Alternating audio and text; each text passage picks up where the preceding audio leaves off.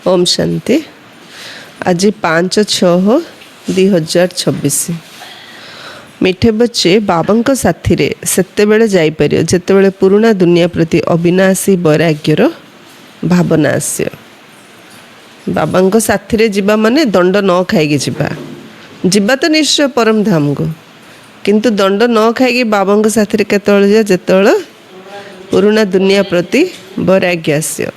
घर तो रहिबा, घर तो छाड़ियानी। वैराग्य अर्थ ना आमर किए मित्र ना आमर किए शत्रु, ना देह सहित रुचि ना देहधारी मान सहित रुचि। रुचि केवल काठी रही अच्छे बाबा सहित ही रुचि रही, परमात्मा सहित ही रुचि रही, ताकू कहुचे वैराग्य। देह सहित रुचि, देहधारी मान सहित रुचि, मित्र सहित रुचि, शत्रु सहित अरुचि, ताकू वैराग्य कहुब नाही। तो दुनिया वैराग्य आसिले बाबा सहित आम जापर, अर्थ आम जमदंड खाइया पड़ोनी। प्रश्न, भगवान समर्थ होते द्वारा रचित होता यज्ञ विघ्न कहीं पड़ुछि? बाबा तो समर्थ ना, हेले बाबा यज्ञ विघ्न कहीं पड़ुछि?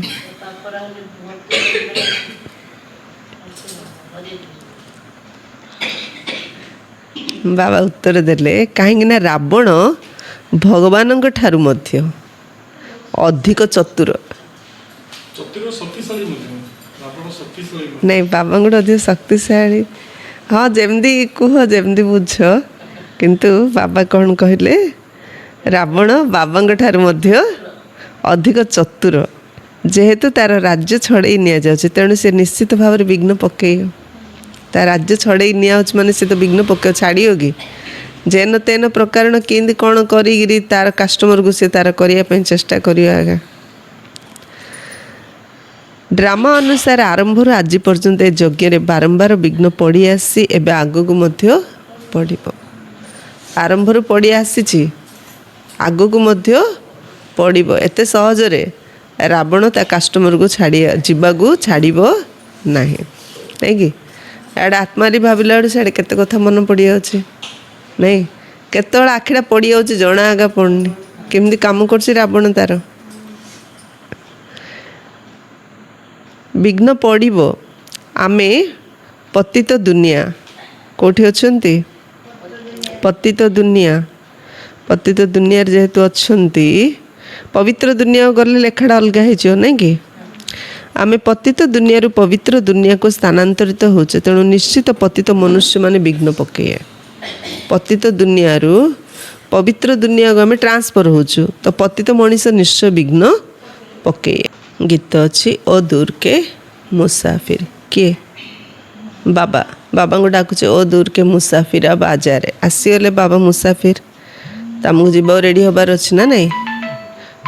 ओम शांति। मीठा मीठा रुहानी संतान माने गीत शुणिले जेपरी वेदशास्त्र आदि भक्ति मार्गर रास्ता देखाई था, सेपरी गीत मध्य किछिटा रास्ता देखाउछि।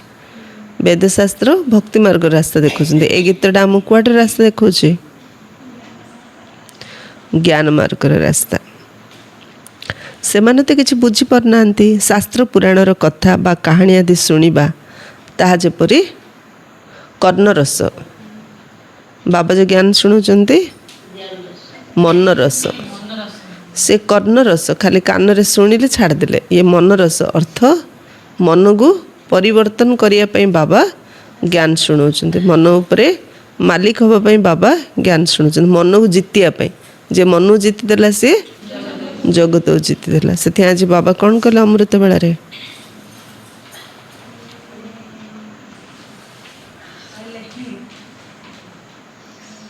बाबा कहले नेगेटिव को नेगेटिव थी बोले सब नेगेटिव ही देखा।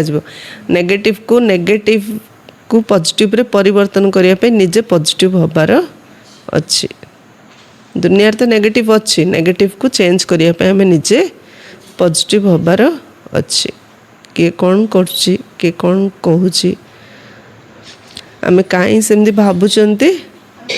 बाबा कहले तुम भितर नेगेटिव थी बोले जो परिस्थिति आसो, परिवेश आसो, ऑटोमेटिक तुम द्वारा से नेगेटिवटा बाहर को बाहर। से बाबा कौन कहले बे?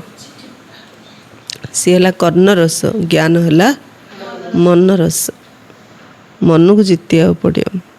बाबा मते कौन कहउचंती एबे पिलामाने जानिछंती दूरदेशर पथिक काहाकू कह जाउची आत्मा जानिछि मु भी दूरदेशर यात्री अटे मोर घर शांति धाम अटे रेणु भौणी कोठु आसछ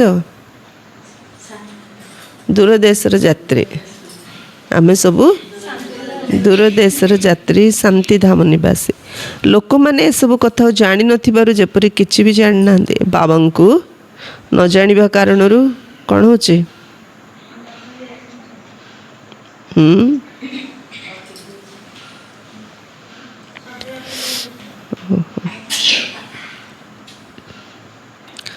बाबा को न जानिया कारणरू कौन होची अतीन्द्रिय सुखर अनुभव करि पारनांती भूल करछंती बाबा को न जानिया कारण कौन होची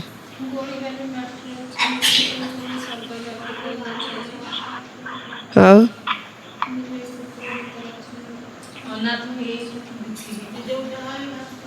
हाँ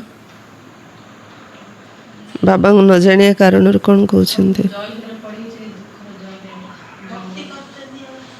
भक्ति करछंती हाँ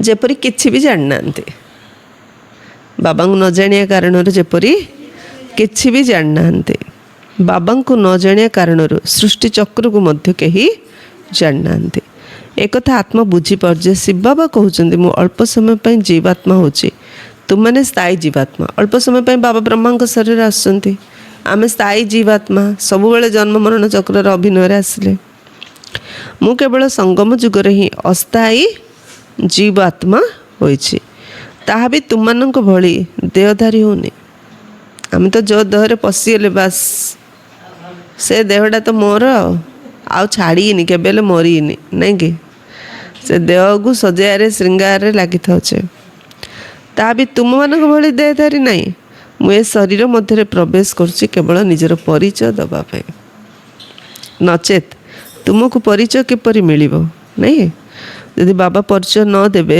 ताले केबे हम जानी परिए कि हम निज विषय परमधाम विषय बाबा विषय सृष्टि चक्र विषय किसी भी आम जापर न था नचे तुमको परिचय किपरि मिले बाबा बुझाऊँ आत्मिक पिता जड़े ही अटंती जहाँ शिव बाबा अथवा भगवान कहते नहीं बाबा मुझे भाग्यवान जहाँ को समस्ते तुमको समस्ते भगवान बोली डाकुचंती तमें मोर बाबा नहीं जहाँ को समस्ते भगवान बोली डाकुचंती से मोर बाबा मो बाबा को से नाउरी जान नांती सेमानगर मध्य बाबा किंतु भगवान रे डाकुचंती आमु बाबा बोली मोर संपर्क केते निबिड़ बाबा सहित एक कथा अन्य कहीं भी जान नांती एथिरे पवित्रतार मध्य बंधन रही बड़रू बड़ बंधन होची निजको आत्मा मन करिबा फर्स्ट है पवित्रतार बंधन द्वितीय है निजको आत्मा मन करिया जो दूरदेशर पथिक पतित पावन को भक्ति मार्ग रे स्मरण करछंती से रुहानी बाबा बुझाउछंती जे मु समस्त को साथी रे नै जिवे कष्ट आसिले दुख आले हे भगवान मरियले भल समस्ते कहउछंती बाबा कहले चिंता करनी मु आसी समस्त साथी रे नै जिया पे किछि कष्ट हबनी नै कि कहा को भी छाड़ी दे जीवी नाई का छाड़िए बाबा कलिजुगर सब पतित आत्मा मान को सफा करदेवे नहीं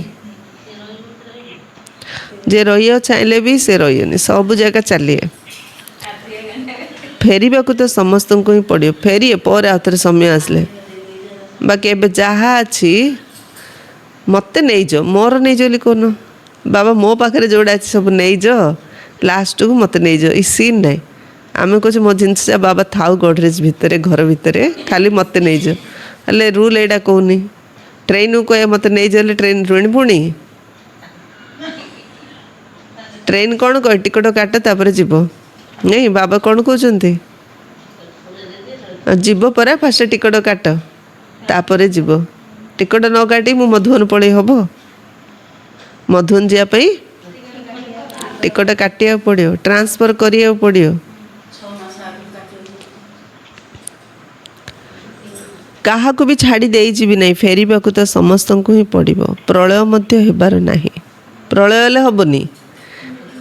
ଭାବନି ଯେ ପ୍ରଳୟ ହେଇଯିବ, ପ୍ରଳୟ ହେଲେ ହେବନି। ଭାରତ ଖଣ୍ଡ ତ ସଦାକାଳ ପାଇଁ ଅକ୍ଷୁର୍ଣ୍ଣ ରହିବ। ଭାରତ ଖଣ୍ଡର କେବେ ବିନାଶ ହୁଏ ନାହିଁ। ସତ୍ୟଯୁଗର ଆଦି ସମୟରେ କେବଳ ଭାରତ ଖଣ୍ଡ ହିଁ ରହିଥାଏ। କଳ୍ପର ସଙ୍ଗମ ଯୁଗରେ ଯେତେବେଳେ ବାବା ଆସିଥାନ୍ତି ସେତେବେଳେ ଆଦି ସନାତନ ଦେବୀ ଦେବତା ଧର୍ମର ସ୍ଥାପନ ହୋଇଥାଏ।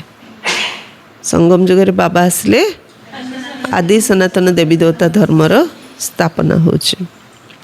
ବାକି ସବୁ ଧର୍ମର ବିନାଶ ହେବାର ଅଛି। ତୁମମାନେ ମଧ୍ୟ ଆଦି ସନାତନ ଦେବୀ ଦେବତା ଧର୍ମର ସ୍ଥାପନା କାର୍ଯ୍ୟରେ ସହଯୋଗ କରୁଛ। ଆଦି ସନାତନ ଦେବୀ ଦେବତା ଧର୍ମର ସ୍ଥାପନା କାର୍ଯ୍ୟରେ ସହଯୋଗ କରୁଛ। ତେବେ ଗୀତରେ ଶୁଣିଲ କହୁଛନ୍ତି ବାବା ଆମକୁ ବି ସାଥିରେ ନେଇ ଚାଲ। ବାବା କହୁଛନ୍ତି ଏମିତି କେହି ସାଥିରେ ଯାଇପାରିବେ ନାହିଁ ଯେ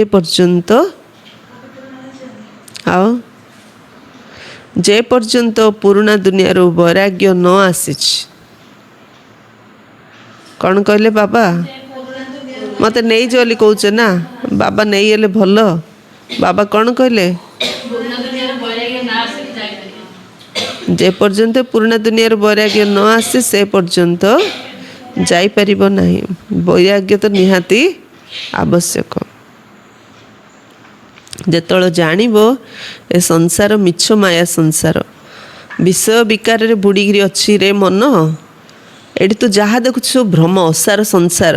ଏଇଟା ସ୍ୱୀକାର କଲେ ହିଁ ଏ ଦୁନିଆରୁ ବୈରାଗ୍ୟ ଆସିବ। ଆଉ ମୋର କଲା ଯେ ଏ ଦୁନିଆରେ କେବେ ବୈରାଗ୍ୟ ଆସିବନି। ସେଥିପାଇଁ ବାବା କ'ଣ କହୁଛନ୍ତି? ବାବା ସହିତ ଯିବା ପାଇଁ ତ ଯୋଗ କରିବାକୁ ପଡ଼ିବ, ବିକର୍ମ ବିନାଶ କରିବାକୁ ପଡ଼ିବ। ଯୋଗ କରିବା ପାଇଁ, ବିକର୍ମ ବିନାଶ କରିବା ପାଇଁ ବାବାର ନୀତି ନିୟମରେ ଚାଲିବାକୁ ପଡ଼ିବ। ଆଉ ସବୁଠୁ ଅଧିକ ଲୋଭ କାହା ସହିତ? ଆମର ଧନ ଶରୀର ଦ୍ୱାରା ସେବା ମଧ୍ୟ କରିଦେଉଛୁ, କିନ୍ତୁ ବାବା ସେବାରେ ଧନ ଲଗାଇବାଟା ବଡ଼ କଷ୍ଟ ନା ନାହିଁ ସମସ୍ତଙ୍କୁ, ନା ନାହିଁ? ସେଥିପାଇଁ ଯେଉଁ ବି ଧନ ଆସେ ତାକୁ 5 ଭାଗ କରିବାର ଅଛି। କାହିଁକିନା ଯୁଆଡ଼େ ଧନ ସିଆଡ଼େ ମନ, ନାଇଁ କି? 5 ଭାଗ କରି ଗୋଟେ ଭାଗଟି ତାଇରୁ ମଧୁବନ ନିଶ୍ଚୟ ପଠାଇବାର ଅଛି। ଗୋଟେ ଭାଗ କୁଆଡ଼େ ପଠାଇବାର ଅଛି? ମଧୁବନ। ଆଉ ଗୋଟେ ଭାଗ ଆଶ୍ରମ। ଗୋଟେ ଭାଗ ମଧୁବନକୁ ଦେବାର ଅଛି, ଆଉ ଗୋଟେ ଭାଗ ଆଶ୍ରମ ଦେବାର ଅଛି, ଆଉ ଗୋଟେ ଭାଗ ବ୍ୟାଙ୍କ ରଖିବାର ଅଛି, ଆଉ ଗୋଟେ ଭାଗ ନିଜ ପାଇଁ ଖର୍ଚ୍ଚ କରିବ, ଆଉ ଗୋଟେ ଭାଗ ପରିବାର ପାଇଁ। ଯଦି 5 ଭାଗ କରିବ ତାହେଲେ ଦୁନିଆରୁ କିଛି କିଛି ବୈରାଗ୍ୟ ଆସିବ। ସବୁ ମୋର କରି ଯଦି ଧରିଥିବ, ଆମେ ତ ସେବାରେ କିଛି ସହଯୋଗ କଲେନି, ଆମକୁ ତ କିଛି ବୈରାଗ୍ୟ ଆସିଲାନି, ଆମେ କହିବା ପଳେଇ ଆଲି କଲେ ନେବେ ବାବା? ଅଛି ନା ହିସାବ କିତାବ, ଯେଉଁଠି ଆତ୍ମା ରହିବ ସେଇଠି। ଯଦି ହିସାବ କିତାବ ଚୁକ୍ତ କରିବା, ବୈରାଗ୍ୟ ଭାବନା ଆସିବ, ତାହେଲେ ପ୍ରଳୟ ତ ହେବନି, ଯିବାଟା ତ ନିଶ୍ଚୟ, ନା ନାହିଁ? ସେଥିପାଇଁ ବାବା କ'ଣ କହୁଛନ୍ତି? ଯେ ପର୍ଯ୍ୟନ୍ତ ପୁରୁଣା ଦୁନିଆରୁ ବୈରାଗ୍ୟ ନ ଆସିଛି ସେ ପର୍ଯ୍ୟନ୍ତ ଯାଇପାରିବ ନାହିଁ।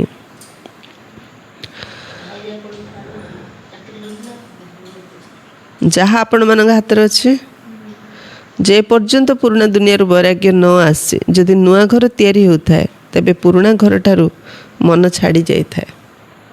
ଅଧିକା କାଲି ବାବା କ'ଣ କହିଥିଲେ? ବନ୍ଦେ ମାତରମ୍ ଖାଲଡ଼ାରେ ଦେଲା ବେଳୁ କଲା ବେଳୁ ଭାଇମାନେ ପିଲାମାନଙ୍କ ପାଇଁ କେମିତି କରୁଛନ୍ତି? ଆଉ ଭାଗ କି ଆଉ 2 ଭାଗ ନାହିଁ। ବାବା କହିଲେ ଯଦି ନୂଆ ଘର ତିଆରି ହେଉଥାଏ ତେବେ ପୁରୁଣା ଘରଠାରୁ ମନ ଛାଡ଼ି ଯାଇଥାଏ। ନୂଆ ଘର ହେଲେ ପୁରୁଣା ଘର ଦିଲ୍ ଲାଗୁଛି କି? କେବେ ନୂଆ ଘରୁ ଯିବି ବୋଲି ଭାବୁଛ ନା ନାହିଁ? ତୁମମାନେ ମଧ୍ୟ ଜାଣିଛ ପୁରୁଣା ଦୁନିଆ ସମାପ୍ତ ହେବାକୁ ଯାଉଛି, ଏବେ ନୂଆ ଦୁନିଆକୁ ଯିବାକୁ ହେବ। ଯେ ପର୍ଯ୍ୟନ୍ତ ସତପ୍ରଧାନ ନ ହୋଇଛ ସେ ପର୍ଯ୍ୟନ୍ତ ସତପ୍ରଧାନ ଦେବୀ ଦେବତା ହୋଇପାରିବ ନାହିଁ। ସେଥିପାଇଁ ବାବା ବାରମ୍ବାର ବୁଝାଉଛନ୍ତି, ନିଜକୁ ଆତ୍ମା ମନେକରି ବାବାଙ୍କୁ ସ୍ମରଣ କରିଚାଲ। ସଦ୍ଗତି ଦାତା ଦୂରଦେଶର ପଥିକ ଏକ ବାବା ହିଁ ଆସନ୍ତି, ତାଙ୍କୁ ଦୁନିଆ ଜାଣିନି ସର୍ବ୍ୟାପୀ ବୋଲି କହିଦେଉଛନ୍ତି। ଏବେ ତୁମେ ପିଲାମାନେ ପୁରୁଷାର୍ଥର କ୍ରମ ଅନୁସାରେ ଜାଣିଛ ଯେ ଆମେ ଶିବ ବାବାଙ୍କର ସନ୍ତାନ ଅଟୁ। ପୁରୁଷାର୍ଥର କ୍ରମ ଅନୁସାରେ ଜାଣୁଛୁ ଯେ ଆମେ ଶିବ ବାବାଙ୍କର ସନ୍ତାନ ଅଟୁ।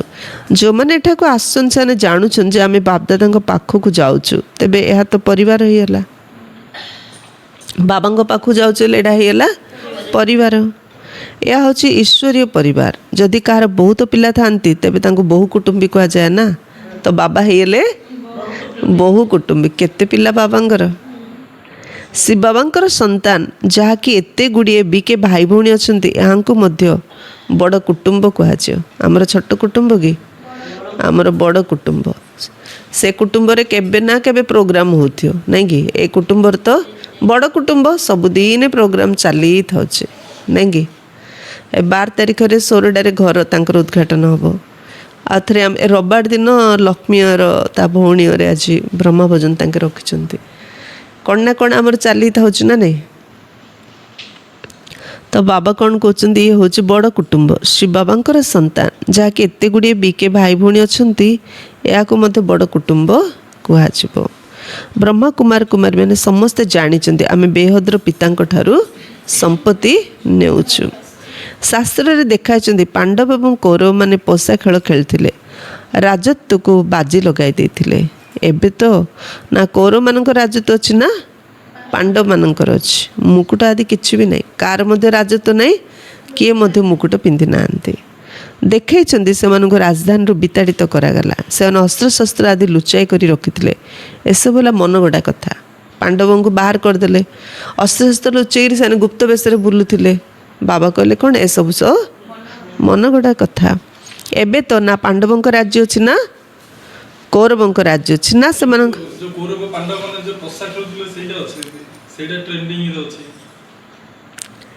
ଯେଉଁଟା ଖେଳିବାକୁ ଯାହାର ଇଚ୍ଛା ସେଇଟା ଖେଳିଥିଲେ ବୋଲି ରଖିଦେଉଛନ୍ତି ନା ନାଇଁ? ଯାହାକୁ ଯେଉଁଟା ଇଚ୍ଛା ସେଇଟା ଶାସ୍ତ୍ର ଲେଖିଦେଲେ ଗୋଟେ କାହାଣୀ। ହଁ ହଁ ହଁ ହଁ, ସେଥିପାଇଁ ତ କରି କରି ତଳୁ ଖସିଲ ବୋଲି ବାବା କହୁଛନ୍ତି। ଭକ୍ତି କରି ସିଢ଼ି ଓହ୍ଲେଇଲ, ବାବା ଆସିଛନ୍ତି ଏବେ ଜ୍ଞାନ ଦ୍ୱାରା ସିଢ଼ି ଉପରୁ ଉଠଉଛନ୍ତି ଆମକୁ। ନା ସେମାନଙ୍କର ପରସ୍ପର ମଧ୍ୟରେ ଲଢ଼େଇ ଝଗଡ଼ା କେବେ ହେଇଛି? ଲଢ଼େଇ ରାଜାମାନଙ୍କ ମଧ୍ୟରେ ଲାଗିଥାଏ, ସେଥିପାଇଁ କାଣି କୋଡ଼ି ପାଇଁ ଦି ଭାଇ ଭିତରେ ଏବେ ଝଗଡ଼ା ନାଇଁ କି? କାହିଁକି ହେଇଥିଲା ଆମର ମହାଭାରତ। ବାବା କହିଲେ ଏମିତି କେବେ କିଛି ହେଇନି। ଲଢ଼େଇ ରାଜାମାନଙ୍କ ମଧ୍ୟରେ ଲାଗିଥାଏ, ଏମାନେ ତ ଭାଇ ଭାଇ ଅଟନ୍ତି ନାଇଁ କି? କେଉଁ ମାଆଟା ତା ପିଲାଣୁ ଭିତରେ ଲଢ଼େଇ କରେଇବ? ତ ଭାଇ ଏତେ ଟଙ୍କା ଦେଉନି, ଯା ତାକୁ ମାରିଦେ, ହାଣିଦେ, କାଟିଦେ କହିବ? ଦି ଭାଇ ଭିତରେ କେବେ ମଧ୍ୟ ଏମିତି ଝଗଡ଼ା ହବନି। ବାବା କ'ଣ କହିଲେ, ଏମିତି କିଛି ହେଇନଥିଲା।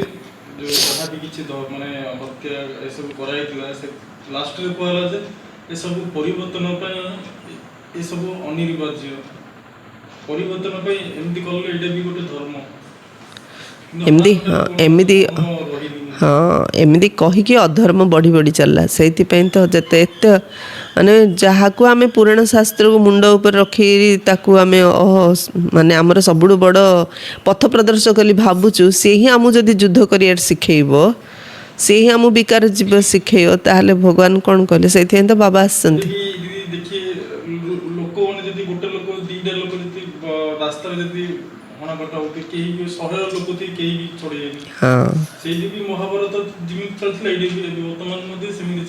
ଭୟ ନା, ଯାହାର ଜୀବନ ତାକୁ ଭୟ।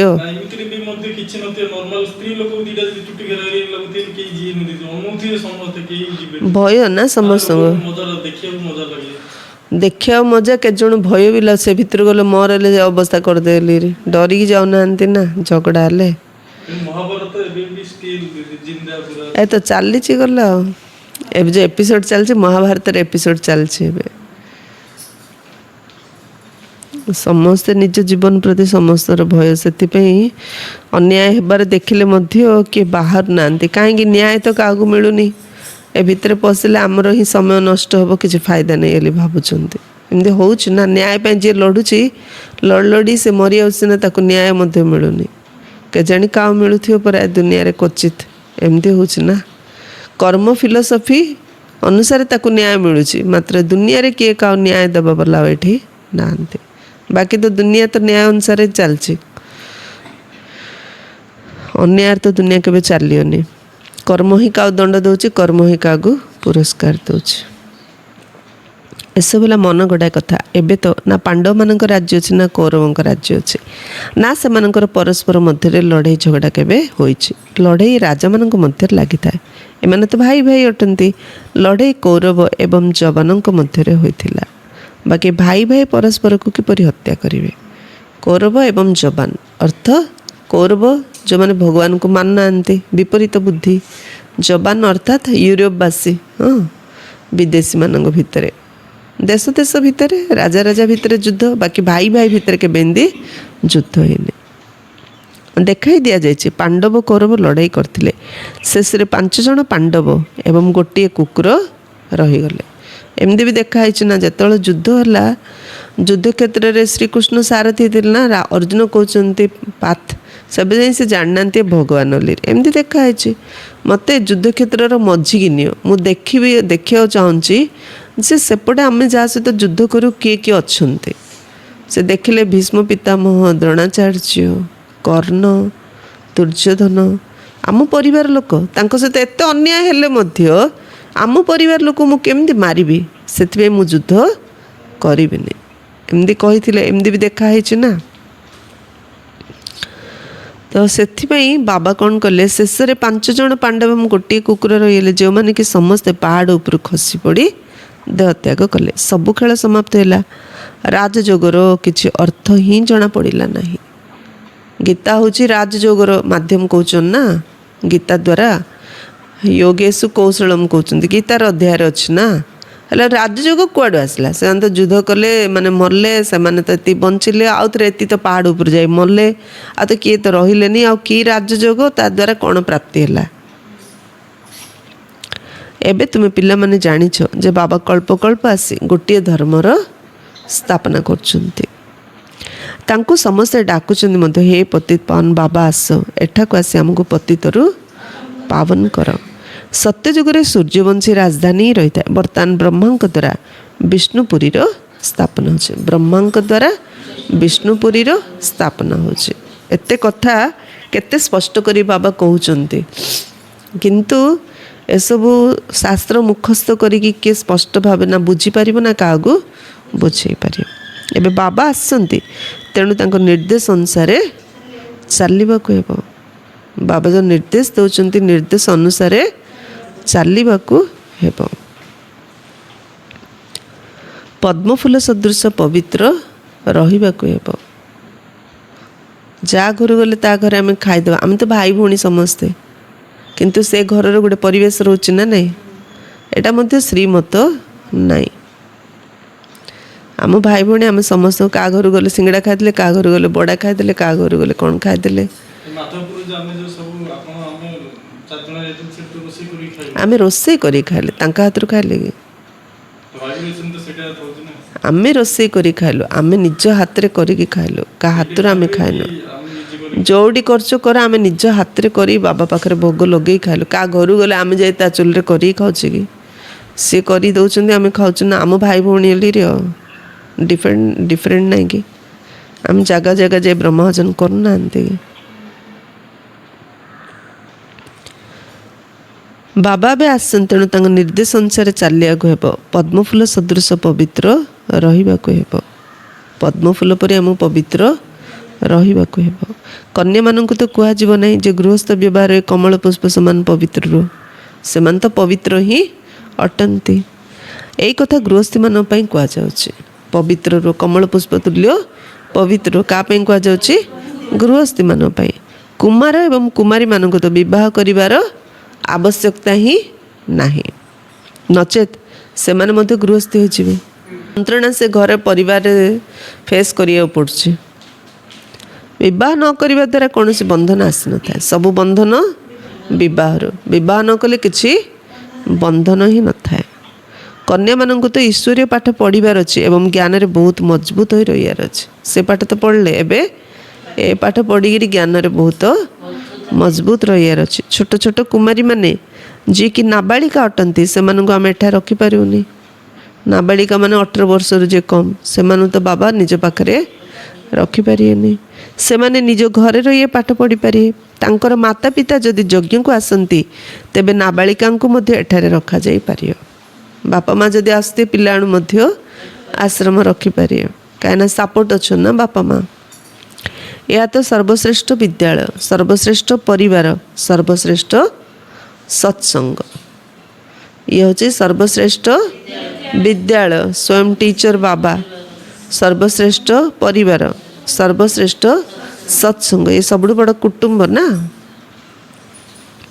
सत्य केवल एकमात्र बाबा सर्वश्रेष्ठ कहीं सत्य होती एकमात्र बाबा जहाँ कहुच्छी जे दूरदेशर यात्री आत्मा ही गोरा अर्थात पवित्र होता है बाबा कहते मु दूरदेशर यात्री सदा सर्वदा पवित्र अर्थात गोरा थाए बाबा सर्वदा गोरा आमको आसी परी गोरा कर मु सदा पवित्रतार स्थिति रही थाए मु आसी सब आत्मा मान पवित्र गोरा करिथाए तेबे मो भली आउ कई यात्री नाहांते बाबा परी सदा पवित्र आउ किए हेले नाहांते बाबा बुझाउछन्ति मु रावण राज्य को आसी ए शरीर मध्य अन्य रटे तुमर आत्मा कहबो या मोर शरीर अटे आमे कोचडा मोर देह बाबा कहि एटा मोर कौन कहउछन्ति बाबा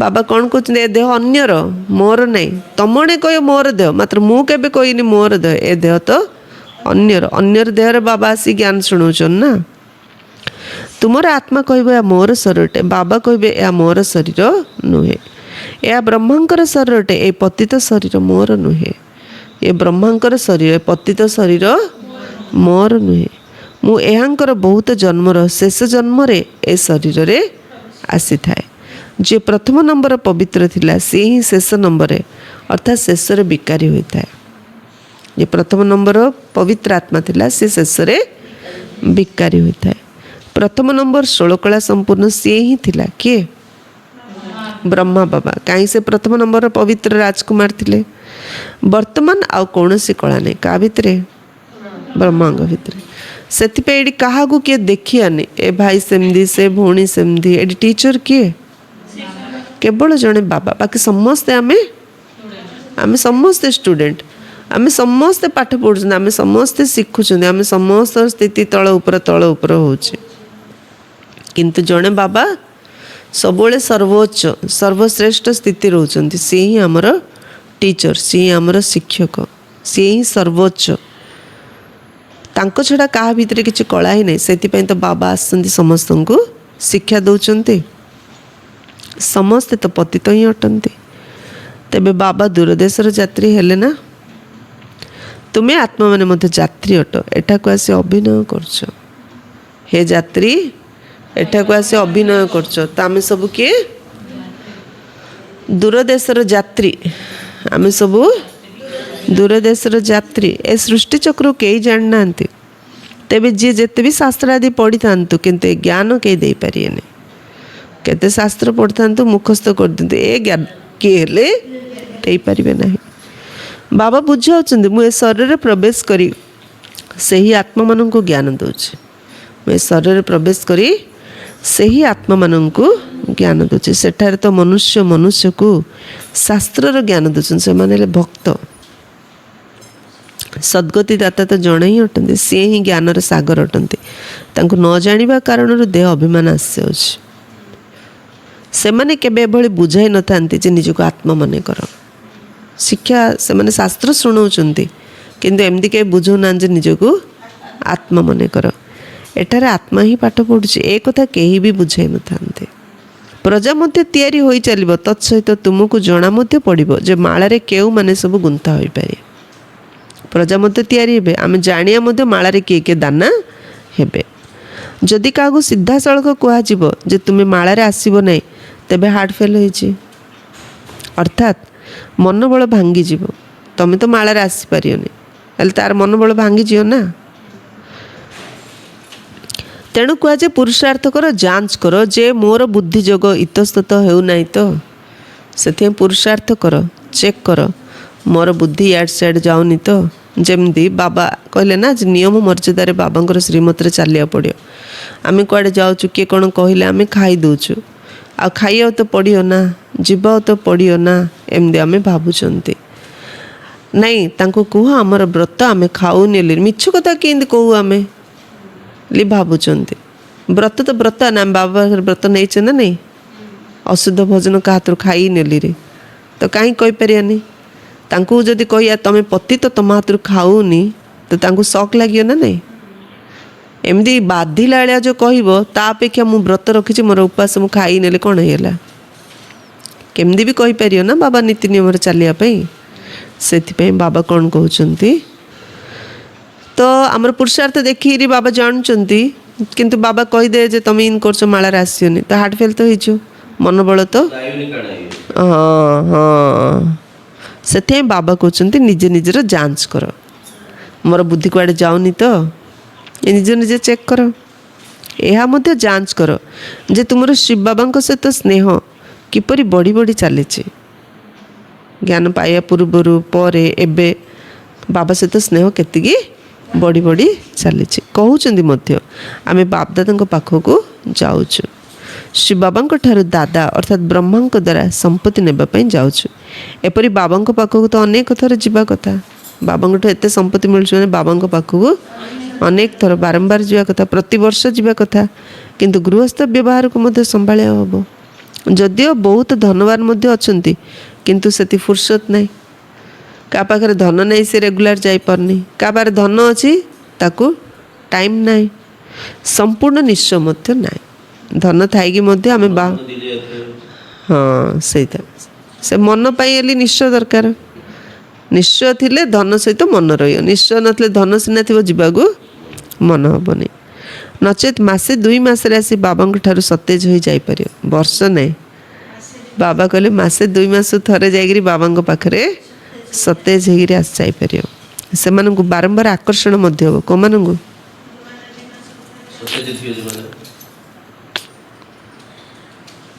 जो मैंने निश्चय बुद्धि जो मैंने निश्चय बुद्धि तांकर आकर्षण बेसी हम मधुबन प्रति नशा कमी अच्छे आकर्षण होनी माने निश्चय कम जदि छुंची उपरे कलंकी लगी तेरे चुंबक एत टाणी न थाए अर्थात आत्मा छुंची रे कलंक लगी से बाबा आड़े मधुबन आड़े मन टाणुनी जो मानकर जोग ठीक थी से तुरंत आकर्षण हम फास्ट है निश्चय बुद्धि सेकेंड है जोग जोग जदि ठीक थी तांको बुद्धि आकर्षण हम से माने बाबा पाखु चली आसबे जेते जेते कलंकी छाड़ी छाड़ी चलो सेते सेते आकर्षण हेब जेते जेते कलंक छाड़ी छाड़ी जीव सेते सेते आकर्षण हेब चुंबक सहित मिसवा को इच्छा हो गीत अच्छी ना चाहे मारो चाहे कुछ भी करो हम दर से कभी नहीं निकलेंगे मु तुम दुआरु केबे हेले जीवी नहीं किंतु एभली अवस्था तो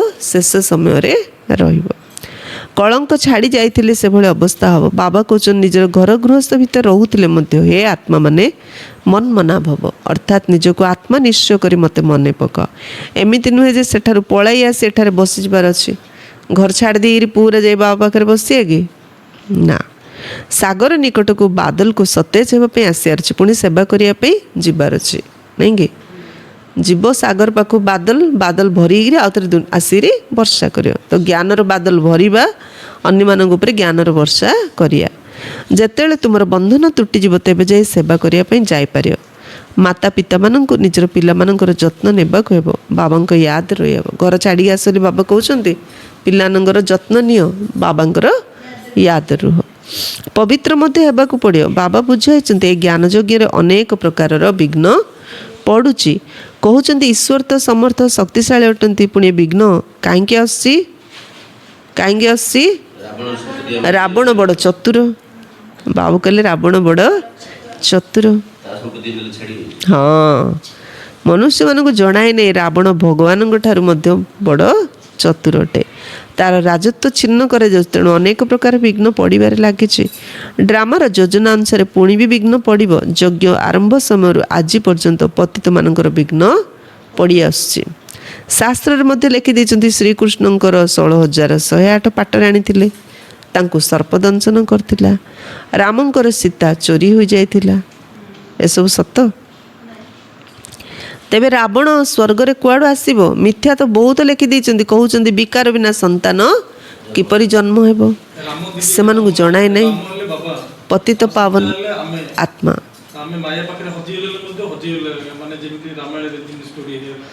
हरई देले हरई दार सीता हजी जा राम बात खोजी आणलेनी ବାବା ହେଲେ ଆମକୁ ଏବେ ୟାଦ ଖୋଜି ବାହାର କରୁଛନ୍ ନା ରାବଣ ରାଜ୍ୟରୁ। ଆତ୍ମାର ସେ ଏନର୍ଜି କାମ କରିବା ଆପଣ ମଧ୍ୟ କିଛି କ୍ଷତି କରିପାରେ। ହଁ ହଁ, ଆତ୍ମାର ସେ ଏନର୍ଜିଟା କାମ କରିବା ପବିତ୍ର ରହିବାରୁ ରାବଣ ନେଲେ ମଧ୍ୟ କିଛି କରିପାରିଲାନି। ରାମାୟଣରେ ଗୋଟେ ରାମଙ୍କର ଗୋଟେ ସୀତା ଥିଲା କିନ୍ତୁ ଏଠି ରାମ ଆମେ ସମସ୍ତେ ସୀତା ବାବାଙ୍କର। ବାବା ରାମ ଜଣେ, ଆମେ ସମସ୍ତେ ସୀତା। ରାବଣ ହେଲେ ଭୂତ ନାହିଁ। ରାବଣ ହେଲେ ବହୁତ ନାଇଁ କି? ରାବଣ ହେଲେ ବହୁତ, ସୀତା ହେଲେ ବହୁତ, ରାମ ଜଣେ, କରେକ୍ଟ। ତ ପତିତ ମାନଙ୍କୁ ଅସୁର କୁହାଯାଏ। ଏମାନେ ରାବଣ ସମ୍ପ୍ରଦାୟର ହିଁ ଅଟନ୍ତି। ଏବେ ତୁମେ ସଙ୍ଗମ ଯୁଗରେ ଅଛ। ରାବଣ ରାଜ୍ୟ ଠାରୁ ନିଜକୁ ଦୂରେଇ ନେଇଛ, ତଥାପି କିଛି ନା କିଛି ପ୍ରଭାବ ପଡ଼ୁଛି। ରାବଣ ରାଜ୍ୟରୁ ଦୂରେଇ ନେଇଛେ, ତଥାପି କିଛି ନା କିଛି ପ୍ରଭାବ ପଡ଼ୁଛି। ସେଥିପାଇଁ ଖାଇବାକୁ ଇଚ୍ଛା, ପିନ୍ଧିବାକୁ ଇଚ୍ଛା, ସଜେଇ ହେବାକୁ ଇଚ୍ଛା, ଏସବୁ କ'ଣ ରାବଣର ପ୍ରଭାବ ନା ନାହିଁ? ତାପରେ ଅଧା ଏପଟେ ଅଧା ସେପଟେ ଥିଲା ଗୋଳ ମାଳ। ହଁ ହଁ ହଁ, ବୁଦ୍ଧିରେ ଜ୍ଞାନ ରହିଛି ଯେ ଆମକୁ ଏବେ ଫେରିଯିବାକୁ ହେବ। ଯଦିଓ ଏଠାରେ ରହିଛୁ କିନ୍ତୁ ବୁଦ୍ଧିରେ ଜ୍ଞାନ ରହିଛି। ଏ ଦୁନିଆରେ ଥିଲେ ମଧ୍ୟ ତୁମର ଏହା ପ୍ରତି ବୈରାଗ୍ୟ ଭାବ ରହିଛି। ଏ ଛି ଛି ଦୁନିଆ ଶ୍ମଶାନ ହେବାକୁ ଯାଉଛି। କ'ଣ ବୈରାଗ୍ୟ କେମିତି ଆସିବ? ଏ ଛି ଛି ଦୁନିଆ ଏବେ ଶ୍ମଶାନ ହେବାକୁ ଯାଉଛି। ଭିନ୍ନ ଭିନ୍ନ ପଏଣ୍ଟ ଆଧାରରେ ତୁମକୁ ବୁଝାଯାଉଛି। ଭିନ୍ନ ଭିନ୍ନ ପଏଣ୍ଟ ଆଧାରରେ ତୁମକୁ ବୁଝାଯାଉଛି। ବାସ୍ତବରେ ତ ଗୋଟିଏ ମାତ୍ର ଜ୍ଞାନ ବିନ୍ଦୁ ରହିଛି। କ'ଣ? ଗୋଟିଏ ମାତ୍ର ଜ୍ଞାନ ବିନ୍ଦୁ ରହିଛି। କ'ଣ? ମନ ମନା ଭବ। କେତେ ପିଲାମାନଙ୍କର ଚିଠି ଆସୁଛି, ବାବା ମୁଁ ବନ୍ଧନରେ ରହିଲା ବାଲାଟେ। ଦ୍ରୌପଦୀ କେହି ଜଣେ ନୁହଁ, ହଜାର ହଜାର ଅଛନ୍ତି। ଦ୍ରୌପଦୀ ମଧ୍ୟ ହଜାର ହଜାର। ଏବେ ତୁମେ ପତିତ ଦୁନିଆରୁ ପାବନ ଦୁନିଆକୁ ସ୍ଥାନାନ୍ତରିତ ହେଉଛ। ଯେଉଁମାନେ କଳ୍ପ ପୂର୍ବରୁ ଫୁଲ ହୋଇଥିବେ ସେଇମାନେ ପୁଣି ବାହାରିବେ। ଈଶ୍ୱରଙ୍କର ବଗିଚାର ଏଠାରେ ସ୍ଥାପନା ହେବ। କେହି କେହି ତ ଏଭଳି ଭଲ ଭଲ ଫୁଲ ଅଛନ୍ତି ଯାହାଙ୍କୁ ଦେଖିବା ମାତ୍ରେ ଆରାମ ଆସିଯାଇଥାଏ। ବାବାଙ୍କୁ ଆରାମ ଲାଗୁଛି ଏମିତିଆ ଭଲ ଭଲ ଫୁଲମାନଙ୍କୁ ଦେଖିଲେ। ଯାହାର ନାମ ହେଉଛି ଫୁଲମାନଙ୍କର ରାଜା, ଯାହାକୁ 5 ଦିନ ପର୍ଯ୍ୟନ୍ତ ରଖିଲେ ମଧ୍ୟ ତାଜା ରହିଥାଏ। ଅଛି ନା ଏମିତି କେତେ ଫୁଲ? ହଁ, ନା ଆହୁରି କେତେ ଫୁଲ ଅଛି। ମକମଲ୍ଲି ଫୁଲ ରହୁଛି। ତ ସୁଗନ୍ଧ ବାବାଙ୍କର ଜ୍ଞାନର ନୃତ୍ୟ ଭଲ ହୋଇଥାଏ। ଯେ ମିଠା ପିଲାମାନେ ବାବାଙ୍କୁ ମନେ ପକାଉଛନ୍ତି ସେମାନଙ୍କ ଆଗରେ ବାବାଙ୍କର ଜ୍ଞାନ ଡ୍ୟାନ୍ସ ବହୁତ ଭଲ ହୋଇଥାଏ। ଆଚ୍ଛା, मीठे मीठे सिकिलते बच्चों प्रति माता पिता बाप दादा का याद प्यार और गुड मॉर्निंग। रूहानी बाप की रूहानी बच्चों को नमस्ते। हम रूहानी बच्चों की रूहानी बाप दादा को याद प्यार गुड मॉर्निंग और नमस्ते नमस्ते नमस्ते। सदा रहो हंसते हंसते, बन जाएंगे फरिश्ते। फरिश्ते कभी किसी में नहीं फंसते, सुखी रुहंतु समस्ते। धारणा पाई मुख्य सार ज्ञान एवं जोगरे मजबूत होबार अछि। दुनियार वैराग्य केमती आसियो? ज्ञान एवं जोगरे मजबूत होबार अछि। जदि कौनसी बंधन नहीं तेबे जानी शुणी कौनसी बंधन रे बांधी हेबार नहीं। बाल ब्रह्मचारी होई रहिबाकू हेबो। बंधन नहीं, बंधन रे बांधी होनी, बाहा होनी, पवित्र होइगी बाल ब्रह्मचारी रहिबाकू हेबो। सेकंड, एबे आमर उन्नतिर समय। बाबा आमर समस्त दुख दूर करी अभिशाप को समाप्त करी संपत्ति दबा पई आसंते। बाबा ज्ञान कहीं भूलनी बोली कहते बाबा को। हाँ, बाबा को ज्ञान को मन रखिले अभिशाप मुक्त हम, सब दुख दूर हम, सब संपत्तिर अधिकारी हवा। बाबा एवं तांकर संपत्ति को मन पकाए अपार खुशी रहिबाकू हेबो। निजर जांच करबा उचित जे मोर बुद्धि जोग अन्य कुआडे घुरु नाही तो। बाबा और संपत्ति छड़ा मो बुद्धि कुआडे जिबाकू हबनी। तो जाउछि जदि निजे निजे चेक कर मो बुद्धि कुआडे कुआडे जाउछि। वरदान समाहित करिबा एवं सम्मुखीन करिबार शक्ति द्वारा सेवारे सफलता प्राप्त करथिबा आत्मिक सेवाधारी भव। आत्मिक सेवाधारी मानकु सेवा व्यतीत अन्य किछि देखा जाएनी। से माने मन वचन कर्म द्वारा सेवा करिबार गोटे सेकेंड मध्य विश्राम नियंती नहीं। सेथिपई से माने श्रेष्ठ पद प्राप्त करथांती। मन वचन कर्म रे जे निरंतर सेवा कर गोटे सेकेंड भी रेस्ट नौनी बाबा कहले ताकू श्रेष्ठ पद मिलियो।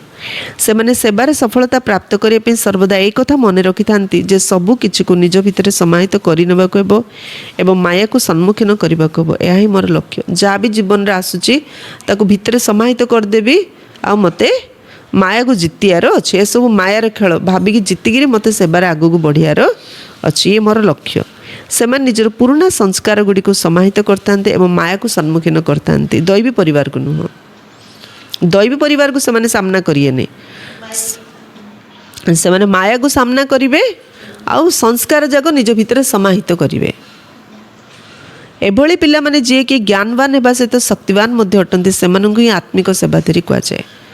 ଜ୍ଞାନବାନ କାହାକୁ କୁହାଯିବ? ନିଜର ପୁରୁଣା ସଂସ୍କାର ନିଜ ଭିତରେ ସମାହିତ କର, ମାୟାକୁ ସାମ୍ନା କର, ଦୈବୀ ପରିବାରକୁ ସାମ୍ନା। ସ୍ଲୋଗାନ, ଛୋଟ କଥାକୁ ବଡ଼ କର ନାହିଁ, ବାତାବରଣକୁ ଶକ୍ତିଶାଳୀ କର।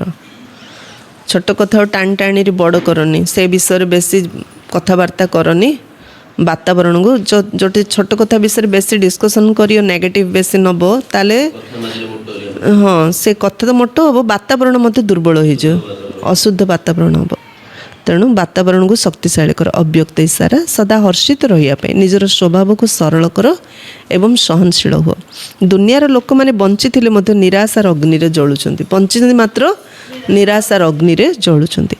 ଏଭଳି ଆତ୍ମାମାନଙ୍କୁ ମର୍ଜିବା କର, ନୂଆ ଜୀବନର ଦାନ ଦିଅ। ନିଜର ଖୁସି ବାସିଆ ହର୍ଷିତ ଚେହେରା ଦ୍ୱାରା ସେମାନଙ୍କୁ ମଣିଷ ଜୀବନରେ ବଞ୍ଚିବା ଶିଖାଅ। ଲୋକଙ୍କଠୁ ଦୂରେଇ ଯାଅନି, ସମ୍ପର୍କ ସମ୍ବନ୍ଧୀମାନଙ୍କଠୁ ଦୂରେଇ ଯାଅନି, ସେମାନଙ୍କ ସହିତ ମିଶିକିରି ସେମାନଙ୍କୁ ଜୀବନରେ ବଞ୍ଚିବା ଶିଖାଅ। ସେମାନଙ୍କ ସହିତ ଖୁସିରେ ମିଶ, ତାଙ୍କୁ ଖୁସିରେ ବଞ୍ଚିବାର ଶିଖାଅ। ତୁମମାନଙ୍କୁ ଦେଖି ସେମାନଙ୍କ ଭିତରେ ସାହସ ତଥା ଉମଙ୍ଗ ଉଚ୍ଛ ଆସିଯାଉ। ସଖୀ ସମ୍ବନ୍ଧରୁ ଦୂରେଇ ଯାଅନି, ତାଙ୍କ ସହିତ ମିଶିକି ତାଙ୍କ ସହିତ ଏତେ ହସ ଖୁସିରେ ରୁହ ଯେ ତୁମକୁ ଦେଖି ତାଙ୍କ ଭିତରେ ସାହସ ଆସିବ, ତାଙ୍କ ଭିତରେ ଉମଙ୍ଗ ଉଚ୍ଛ ଆସିବ।